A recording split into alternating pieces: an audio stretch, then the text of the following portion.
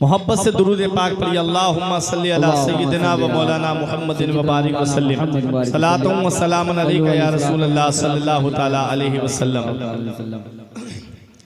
तो मैं अर्ज ये कर रहा था कि कब्र को याद रखो, मरने से पहले मरने की तैयारी कर लो।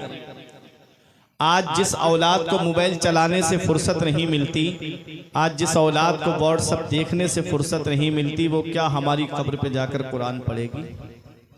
आज बाप बेटे एक चारपाई पे घंटों बैठे रहते हैं, बेटा मोबाइल चलाता रहेगा, बाप से बात करना तक पसंद नहीं करता। ऐ नौजवानों, हर चीज तुम्हें गूगल पे नहीं मिलेगी, हर चीज तुमको फेसबुक पे नहीं मिलेगी, हर चीज तुमको इंटरनेट पे नहीं मिलेगी। जिंदगी जीने के सलीके माँ बाप के पास बैठने से मिलते हैं। जिंदगी जीने के सलीके अपने बुजुर्गों के पास बैठने से मिलते हैं। हक बात है। जो तजर्बा इनके पास है वो तुम्हारे पास नहीं है। जो अपने और पराये की पहचान इनके पास है वो तुम्हारे पास नहीं है। हक है बात। इसलिए मोबाइल एक तरफ रख करके अपने माँ बाप के पास बैठा करो, इनसे तजर्बे की बातें सीखा करो, वरना एक दिन आएगा जिस दिन इनकी चारपाई घर से उठ गई, उस दिन चिराग लेके भी ढूंढोगे तो माँ बाप जैसा प्यार करने वाली शख्सियतें नहीं मिलेंगी, माँ बाप जैसी मोहब्बत करने वाली शख्सियत नहीं मिलेगी। आज जिस बाप की खांसी अच्छी नहीं लगती है, आज जिस माँ का बोलना अच्छा नहीं लगता है, एक दिन आएगा कि जब इनकी चारपाई उड़ जाएगी तब तुझे पता चलेगा कि तू जिंदगी की कितनी बड़ी नेमत से महरूम हो गया। तब पता चलेगा कि जिंदगी की कितनी बड़ी नेमत से हम महरूम हो गए हैं। ये माँ बाप अल्लाह की इतनी बड़ी नेमत है। एक शायर ने कहा था कि ऐ ज़िया माँ बाप के साए की नाकदरी न कर, धूप काटेगी बहुत जब ये शजर गिर जाएगा। जिस दिन ये पेड़ आंगन से उखड़ गया ना, उस दिन धूप भी परेशान करेगी, गरम गरम लू के थपेड़े भी परेशान करेंगे। माँ बाप अल्लाह की इतनी बड़ी नेमत है। पैगंबर इस्लाम को देखो, ये जश्न ईद मिलादुन नबी है ना, मेरे आका अपनी माँ के पास कितने दिन रहे थे? कभी तारीफ तुमने देखी है? अरे बाप का साया तो तभी सर से उड़ गया था जब मेरे आका अपनी माँ के शिकम में थे। चंद महीने के हुए मेरे आका अपनी माँ के शिकम में, तभी बाप का साया सर से उड़ गया। जब जिस दुनिया में तशरीफ लाए मेरे आका, तो हजरत हलीमा सादिया नबी को लेकर के चली गईं। कितने दिन दूध पिलाया? 2 साल तक हलीमा सादिया ने नबी को अपने पास में रखा। 2 साल के बाद लेकर के आई मेरे आका को हजरत आमिना के पास में, तो हलीमा सादिया दामन फैला करके खड़ी हो गई। तो हजरत आमिना ने कहा, ए हलीमा, तूने क्या समझा ये यतीम है इसलिए इसके घर वाले तुझे कुछ नहीं देंगे? हलीमा, मुझे याद है मैं तेरा इनाम दूंगी, तूने मेरे लाल को दूध पिलाया है, मैं तुझे तेरा इनाम जरूर दूंगी। हलीमा सादिया कहती है, मुझे इनाम नहीं चाहिए, इनाम तो इन्होंने जैसे ही मेरे घर पहुंचे तभी मुझको अता फरमा दिया था। जैसे ही इनके कदम मेरे घर में पहुंचे मुझे इनाम मिल चुका था। अरे मेरे घर में गुर्बत में जिंदगी गुजरती थी, इनके कदम क्या पड़े, मेरे घर की गुर्बत मिट गई। मेरी बकरियां दूध नहीं देती थी, मोहम्मद के कदम पड़े मेरे घर की बकरियां दूध देने लगी। मेरा मोहल्ला जो है, मेरा कबीला जो है, वह बीमारियों से गुजर रहा था, इनके कदम क्या पड़े, बीमारियां दूर हो गई। और ऐसी बीमारी दूर हुई उस कबीले की, अगर कोई बीमार हो जाता तो हलीमा सादिया के पास अपने बच्चे को लेकर के आती और कहती है, हलीमा, अपने लाल के पांव को इस पानी में डलवा दो और ये पानी का गुसाला हम अपने बच्चे को पिला दें ताकि हमारे बच्चे शिफायाब हो जाए। हलीमा सादिया नबी के कदम का गुसाला उसके बच्चे को पिला देती, वो बच्चा शिफायाब हो जाता। आला हजरत बरेली से पुकार उठे, जिनके तलवों का धोबन है आबे हयात, जिनके तलबों का धोबन है आबे हयात, है वो जाने मसीहा हमारा नबी, जिसने मुर्दा दिलों को दी उम्र अबद, है वो जाने मसीहा हमारा नबी। वाह वाह वाह वाह वाह वाह, नारे तकबीर, नारे रिसालत। बुलंद आवाज से अपने हाथों को उठाकर नारे का जवाब दे, नारे रिसालत, मसलके आला हजरत, उलमाए अहले सुन्नत, इस्लाहे मुआशरा कॉन्फ्रेंस, हुजूर अल्लामा मुफ्ती फुरकान मंसूरी साहब किबला, नारे तकबीर, वाह जिंदाबाद। हलीमा सादिया ने कहा, इनाम तो इन्होंने जैसे ही मेरे घर पर पहुंचे तभी मुझको अता फरमा दिया था। हलीमा सादिया कहती है, इजाजत दे दो तो कुछ दिन और मैं अपने पास इनको रख लूं, मुझे इनके बिना अच्छा नहीं लगता है, मेरा घर इनके बिना सूना सूना है। हजरत आमिना ने कहा, ठीक है ले जाओ मेरे लाल को। हजरत हलीमा सादिया फिर ले आई मेरे आका को, और 4 साल तक हलीमा सादिया ने अपने पास में मेरे नबी को रखा, जिसमें शक्के सदर का मामला पेश आया था। हलीमा सादिया तब लेकर के आई थी हजरत आमिना के पास में। 6 साल की उम्र जब मेरे आका की होती है तब माँ का साया सर से उड़ जाता है। 6 साल की उम्र जब हलीमा 6 साल की उम्र जब मेरे आका की हुई, हजरत आमिना नबी को गोद में लेकर के आपकी ननिहाल मदीना मुनव्वरा आई थी। उस वक्त मदीने का नाम मदीना नहीं था बल्कि यसरिब कहते थे, जिसका माना है बीमारियों का घर। मदीना तो मेरे नबी के कदमों की बरकत से बना है, मदीना तो मेरे नबी के पाए मुबारक की बरकत से बना है। अल्लाह अकबर। जब हजरत आमिना मकाम अबवा में पहुंची, हजरत आमिना की तबीयत खराब हो जाती है। कोई आम खातून बीमार नहीं हुई है, कबीला कुरैश की एक मुअज्जज खातून बीमार हुई है। काफिला ठहर जाता है, काफिला रुक जाता है। हजरत आमिना की तबीयत में कोई सुधार पैदा नहीं हुआ। काफिले वालों ने कहा, ए आमिना, हमने बहुत चाहा कि आपकी तबीयत ठीक हो जाए, लेकिन आपकी तबीयत में कोई सुधार नहीं लग रहा है, इसलिए इजाजत दो, अब हम जाना चाहते हैं। हजरत आमिना ने फरमाया, शौक से चले जाओ, मुझे किसी के सहारे की जरूरत नहीं है, मेरी हिफाजत के लिए रब्बे काबा की रहमत काफी है। काफिला चला जाता है। अब कोई बज़ाहिर मर्द हजरत आमिना के पास नहीं है। 6 साल की उम्र मेरे आका की है, साथ में बांधी उम्मे ऐमन है, और अरब की वो चिलचिलाती हुई धूप है, वो अरब की शिद्दत की गर्मी। हर तरफ पहाड़ियां ही पहाड़ियां नजर आ रही थी, बबूल के दरख्त ही दरख्त नजर आ रहे थे, चटियल मैदान नजर आ रहा था।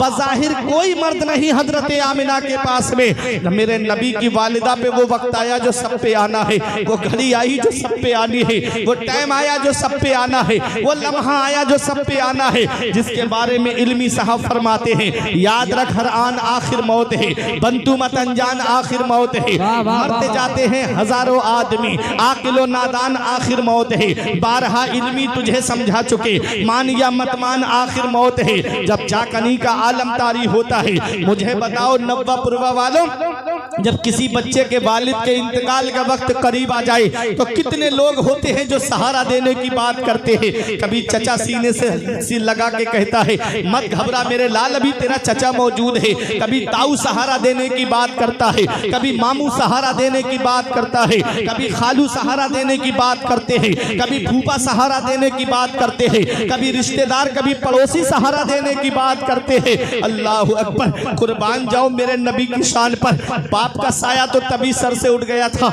जब अपनी माँ के शिकम में थे। 6 साल के हुए माँ का साया भी सर से उठने वाला है।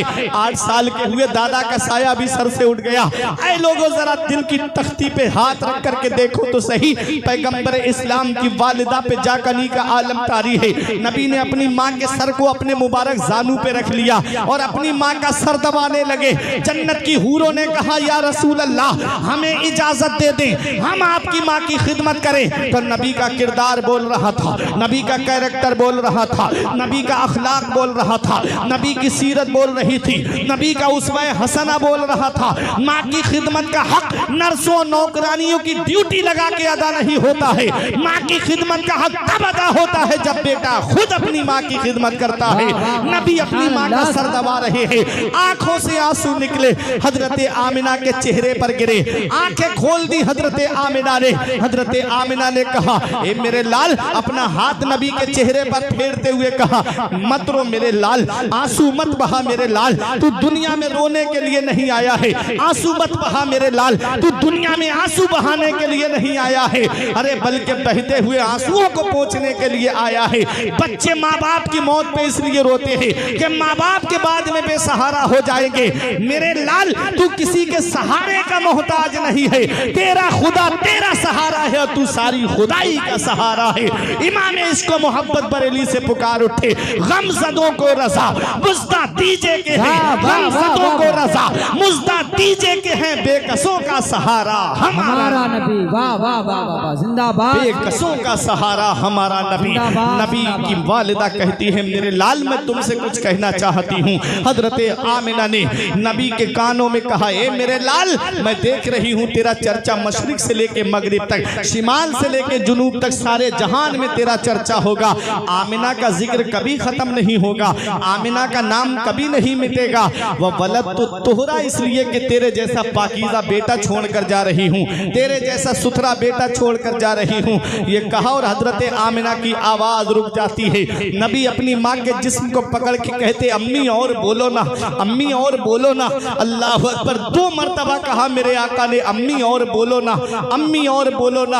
ऐ नवापुरवा वालों, उस पथरीली वादी में 6 साल की उम्र में नबी ने अपनी माँ की कब्र तैयार की थी। नबी ने अपनी वालिदा को मकाम अबवा में जब दफन किया, अल्लाह अकबर, उम्मे ऐमन का बयान है कि उम्मे ऐमन कहती है कि जब मैं नबी को लेकर के चल रही थी तो आका मुझसे अपना हाथ छुड़ा करके दौड़ते हुए आए और अपनी माँ की कब्र से आकर के लिपट गए। उम्मे ऐमन कहती है जितना मैंने मोहम्मद को माँ के विसाल पर रोते हुए देखा, इतना मैंने मक्के में किसी बच्चे को रोते हुए नहीं देखा था।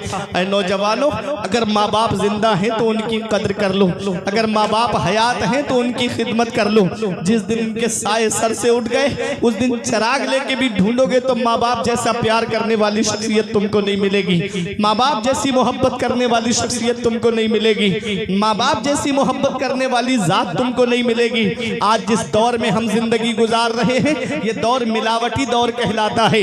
इसमें हर चीज में आपको मिलावट मिलेगी, दूध में आपको मिलावट मिलेगी, तेल में आपको मिलावट मिलेगी, घी और मक्खन में आपको मिलावट मिलेगी, आटा चावल दालों में आपको मिलावट मिलेगी।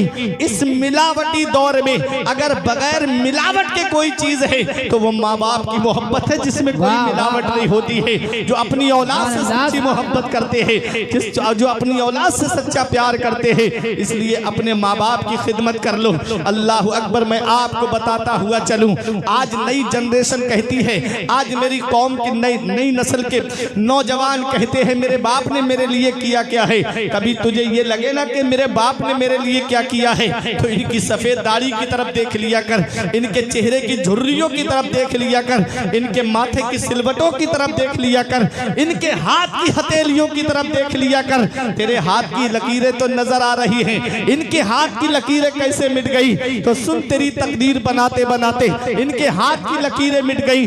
बाप क्या नहीं करता अपनी औलाद के लिए, बाप कौन सी कुर्बानी नहीं देता अपनी औलाद के लिए, बाप कौन सी परेशानी नहीं उठाता अपनी औलाद के लिए। जब तुम्हें ये लगे मेरे बाप ने मेरे लिए क्या किया है तो चलो नानपारा में अंदर कस्बे में तहसील के अंदर जाकर के आप देखो, या चौराहों की तरफ जाकर के आप देखो, ये रात के 2-2 बजे जब नींद का माहौल होता है, ये ऑटो रिक्शा चलाने वाला एक बाप ही तो है जो सोचता है 4 पैसे जमा हो जाएंगे मेरी औलाद के खर्चे में काम आएंगे।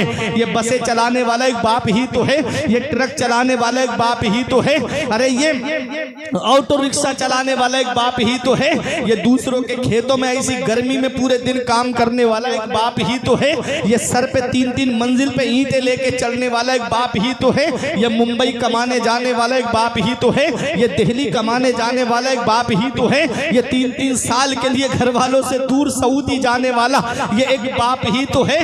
ये बाप क्या नहीं करता अपनी औलाद के लिए, बाप कौन सी कुर्बानी नहीं देता अपनी औलाद के लिए। आज वही बाप बूढ़ा हो जाए, बुढ़ापे की दहलीज पे पहुंच जाए, उसका बिस्तर घर से बाहर कर दिया जाता है। आज हमारे कमरे में एसी चल रहा है, हमारे कमरे में कूलर चल रहा है, आज हमारे कमरे में फ्रिज रखा हुआ है, गर्म पानी और ठंडे पानी का हमारे कमरे में इंतजाम है। कभी सोचा है तुमने आज उस बाप के जरा चेहरे की तरफ देखो जो बाहर से कोई चीज खरीद करके लाता, अगर सफर से आता तो अपने बच्चों के लिए ला करके रख देता। आज वही औलाद जवान हो गई, बाप से छुपा करके चीज कमरे में लेकर जाता है, अपनी माँ से छुपा करके चीज कमरे में लेकर के जाता है। अरे नादान, तू जिनके सामने से चीज छुपा करके ले जा रहा है उन्होंने तो कभी कोई चीज खाने पीने की तुझसे नहीं छुपाई थी, ला करके तेरे सामने रख दी थी। आज वही बाप दुनिया से चला जाए, मैं ईसाले सवाब का मुनकिर नहीं हूँ, अल्हम्दुलिल्लाह मैं खुद ईसाले सवाब करता हूँ, लेकिन मैं देखता हूँ वही बाप दुनिया से चला जाए तो ऐसे ऐसे फल ला करके तीजे की फातिहा में रखेगा। अरे क्या अच्छा होता कि जब बाप जिंदा था तो अपने हाथ से एक सेब काट के खिला देता, क्या अच्छा था कि जब माँ जिंदा थी तो एक अनार अपने हाथ से छील करके अपनी माँ को अपने हाथ से खिला देता, तो वही माँ बाप हाथ उठा के दुआ कर देते, अल्लाह तेरी दुनिया सवार देता, तेरी आखिरत को सवार देता। आज वही माँ बाप जब बूढ़े हो जाते हैं, हम उनके बिस्तर घर से बाहर कर देते हैं, खुद तो एसी रूम में रह रहे हैं, माँ बाप तीनों झोपड़ियों में रह के अपनी जिंदगी गुजार रहे हैं। क्या इसी दिन के लिए माँ बाप ने औलाद को जवान किया था? क्या इसी दिन के लिए माँ बाप ने औलाद को पाला था? क्या इसी दिन के लिए माँ बाप औलाद को जवान करते हैं कि जब वो बुढ़ापे की दहलीज पे पहुंचे तो उनके बिस्तर घर से बाहर कर दिए जाएं? ऐसे माँ बाप के साए की ना कदरी ना कर। धूप काटेगी बहुत जब ये शजर गिर जाएगा, धूप कैसी भी हो साया नहीं खोने देता, राह कैसी भी हो बेबस नहीं होने देता, बेचकर अपना लहू चाहे वो रोटी लाए, बाप औलाद को भूखा नहीं सोने देता। वाह वाह वाह वाह, सुभान अल्लाह। नारे तकबीर, नारे रिसालत, मसलके आला हजरत, मसलके आला हजरत अल्लामा मुफ्ती फुरकान मंजरी साहब क़िबला, मुफ्ती फुरकान मंजरी साहब क़िबला, अज़मते वालिदैन, अज़मते वालिदैन, अज़मते वालिदैन इस्लाहे मुआशरा कॉन्फ्रेंस। नारे तकबीर, नारे रिसालत, जिंदाबाद जिंदाबाद। बाप क्या है, माँ क्या है? बाप क्या है इसका पता तब चलता है जब आदमी खुद बाप बनता है। जब खुद की औलाद होती है ना तब पता चलता है कि बाप क्या है। आज तो दौर बड़ा तरक्की कर गया ना, आज तो हर घर में मोटरसाइकिल है, अक्सर घरों में कारें हैं। अब तो जगह जगह आपको किराए पर कारें भी मिल जाएंगी, इको वगैरह। सवारी का इंतजाम है, थोड़ी दूर रोड पे जाओगे 400-500 मीटर के फासले पे आपको सवारी मिल जाएगी। अपने बचपन को देखो जरा, पलट के चलो पीछे। अब से 30-35 साल पीछे जब आप जाएंगे तो इतना दौर तरक्की याफ्ता नहीं था। ये हमारे बुजुर्ग बताएंगे, पहले कच्ची सड़कें होती थी, लोग नहरों को पार करके तब शहर और बाजार की तरफ जाते थे। आज तो नहरों पे पुल पड़ गए, नदियों पे पुल पड़ गए और सीमेंटेड सड़कें हैं। गांवों के अंदर पहले कीचड़ भरी रहती थी, 6-6 महीने गुजर जाते थे। बरसात आने के बाद में तब भी कीचड़ नहीं सूख पाती थी, तब तक दूसरी बारिश आ जाती थी। कितना दौर तरक्की कर गया। आज जब हमारी औलाद बीमार पड़ जाती है ना, अभी मैं आपको बताऊं, उस दिन मैं अपने घर पे आराम से लेटा हुआ था, प्रोग्राम करके आया, 2 बजे के बाद घर पहुंचा तो पता चला बेटे को बुखार है। थोड़ी देर लेटा था, पता चला बेटे को बुखार है। नींद उड़ गई मेरी आंखों की नींद उड़ गई, बैठ गया उठ करके। फिर मैं सोचने लगा, आज हमारी औलाद बीमार पड़ गई तो हमारी आंखों की नींदें उड़ गई। जब बचपन में हम बीमार पड़े होंगे तो हमारे माँ बाप ने कितनी रातें बैठ करके गुजारी होंगी। पूरी पूरी रात सरहाने बैठ करके माँ गुजार देती है। एक शायर है ताबिश, उसने कहा था, एक मुद्दत से मेरी माँ नहीं सोई ताबिश, मैंने इतना कहा था कि माँ मुझे डर लगता है। माँ ने कहा, बेटा तू सो जा, मैं जागती हूँ। आज वही माँ बाप बूढ़े हो गए, हमने उनके बिस्तर घर से बाहर कर दिए। नई नवेली दुल्हन के कदम घर में क्या आए, माँ बाप का बिस्तर घर से बाहर। कौन सा मुंह लेके जाएंगे हम अपने नबी की बारगाह में? कौन सा हम चेहरा लेके जाएंगे अपने आका की बारगाह में? कयामत में हमारे नबी ने हमसे पूछ लिया, बुढ़ापे में माँ बाप की दौलत मिली थी, क्या करके आए? क्या कहोगे? उनका बिस्तर घर से बाहर करके आए। एक एक पैसे के लिए तरसते हैं माँ बाप बुढ़ापे में, और बेटा होटलों में वेटरों को टिप दे दे के आ रहा है, बेटा नैनीताल के चक्कर लगा रहा है, बेटा अजमेर की बड़ी डेग में पैसे डाल के आ रहा है। अल्लाह कुरान शरीफ के दूसरे पारे में फरमाता है, सबसे बेहतर खर्चा वो है जो माँ बाप को दिया जाए। बेशक, सुभान अल्लाह, सुभान अल्लाह। सबसे बेहतर खर्चा वो है जो माँ बाप को दिया जाए। यमन के नौजवान सहाबी जब मेरे आका की बारगाह में आए तो आके अर्ज करते, या रसूल अल्लाह मैं यमन से आया हूँ, अब वापस नहीं जाऊंगा अपने यहाँ। तो नबी ने पता है क्या फरमाया, हल का अबवाया, क्या माँ बाप जिंदा हैं? क्या माँ बाप हयात हैं? अर्ज किया हाँ या रसूल अल्लाह, माँ बाप तो जिंदा है मेरे। फरमाया क्या इजाजत लेकर आए हो, क्या पूछ कर आए हो माँ बाप से? अर्ज किया हाँ या रसूल अल्लाह, मैं इजाजत लेकर आया हूँ। नबी ने फरमाया ये भी बताया कि अब बेटा वापस नहीं आएगा? अर्ज किया हाँ या रसूल अल्लाह, ये भी बताकर आया हूँ कि अब मैं वापस नहीं आऊंगा। समझने की बात यह है कि सहाबी आए कहाँ हैं? मदीने शरीफ में। मदीने के बारे में आका ने फरमाया जिससे हो सके मदीने में मरे तो वो मदीने ही में मरे, क्योंकि जो मदीने में मरेगा मैं उसकी शफाअत करूंगा। नबी ने फरमाया मदीने की मिट्टी में शिफा है।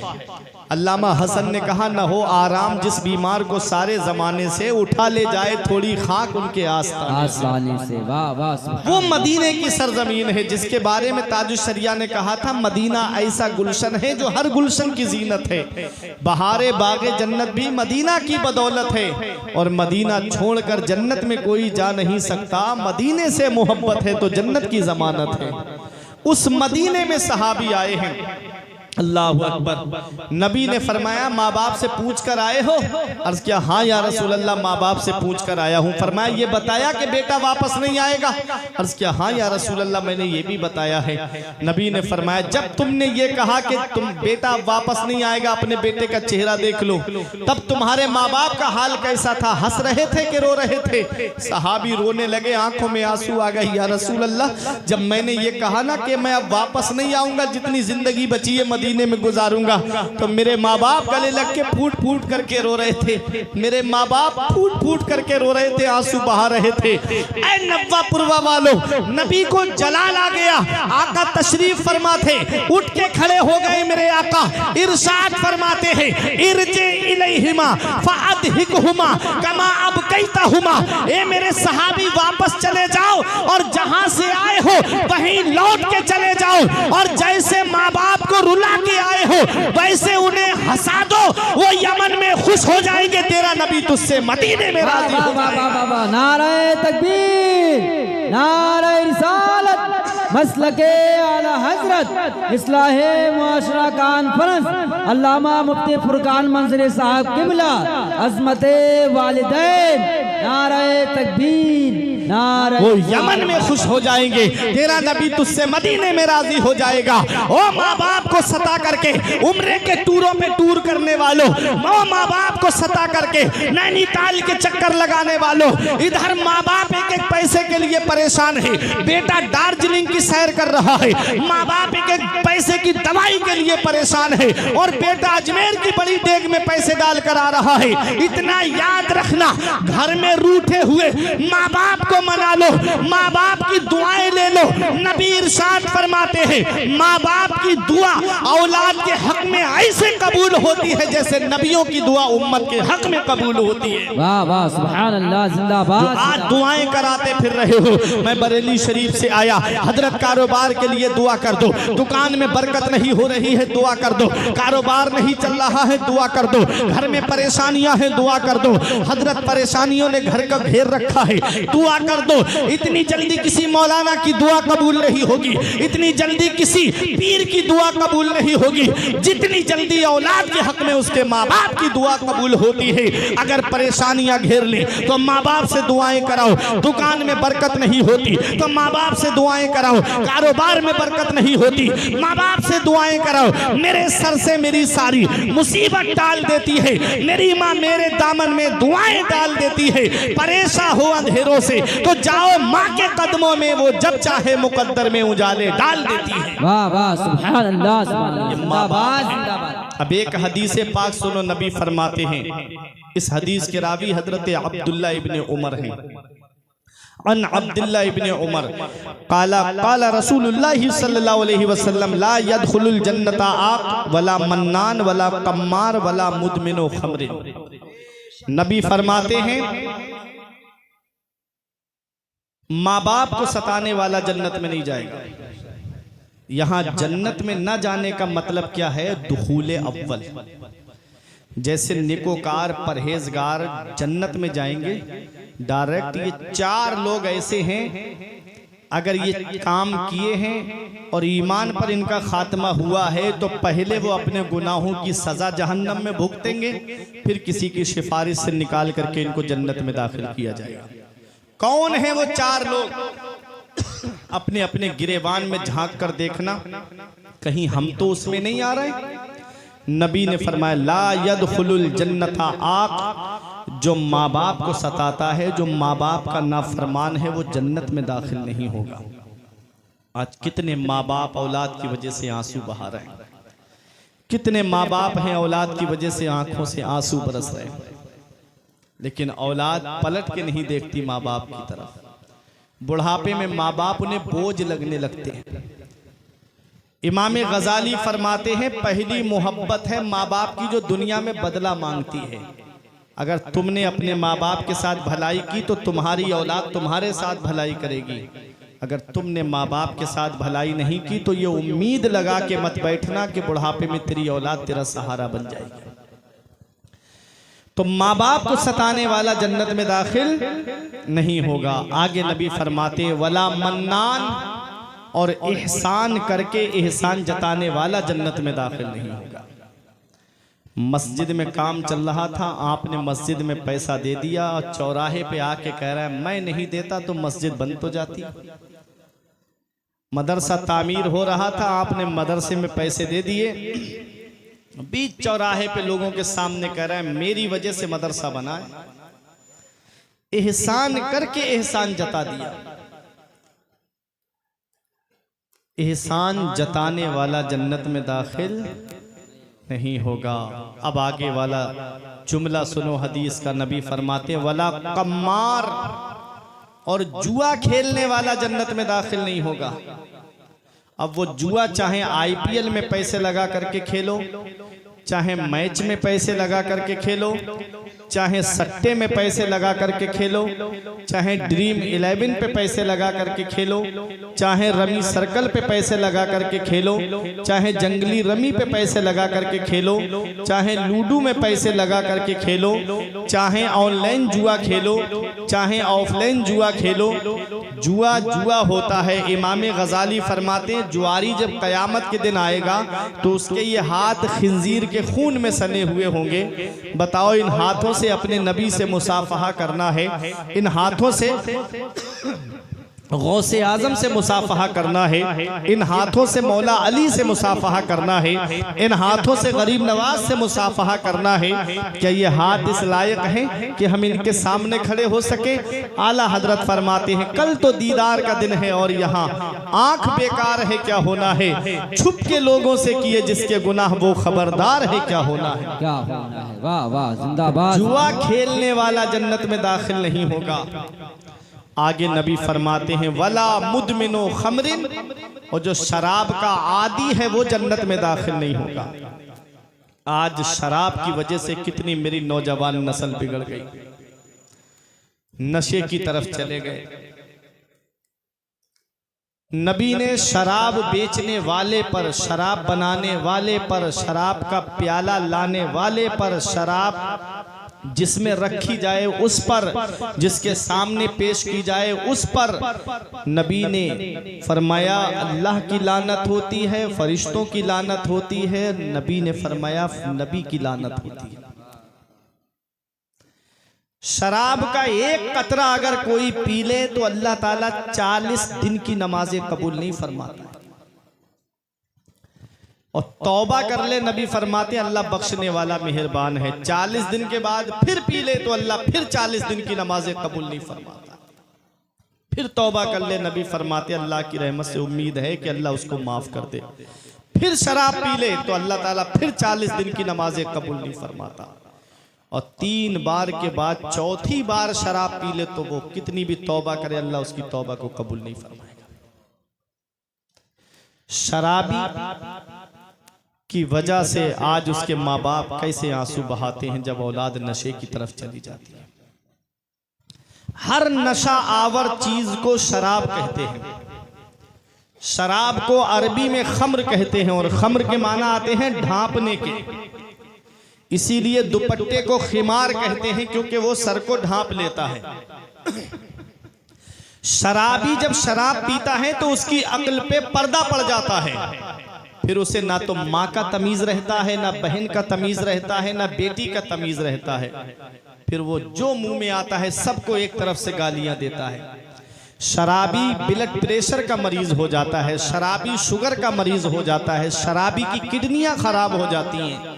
घर में बेटियां शादी के लिए बैठी हैं, बहनें शादी के लिए बैठी हैं, औलाद को इंतजार है कि मेरा बाप मेरे लिए पैसे जमा करेगा, और वो साहब हैं कि जुए और शराब में पैसे लुटा के आ रहे हैं। बीवी के जेवर बेच दिए शराब के नशे में, घर की प्रॉपर्टी बेच दी शराब के नशे में, जमीनें बिक गई शराब के नशे में। अल्लाह अकबर, कितनी बुरी चीज है ये शराब।